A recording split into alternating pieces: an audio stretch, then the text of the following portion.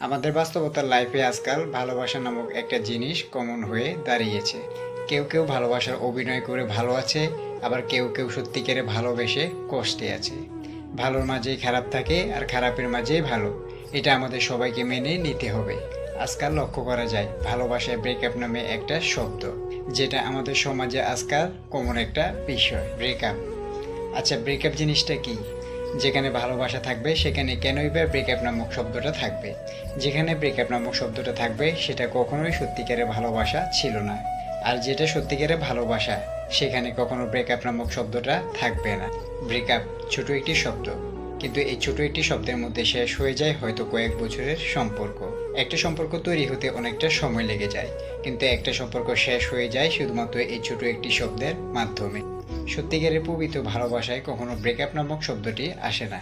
Breakup নামক শব্দটি আসে মিথ্যা ভালোবাসায়। ঝগড়া মান অভিমান ভালোবাসার একটা অংশ।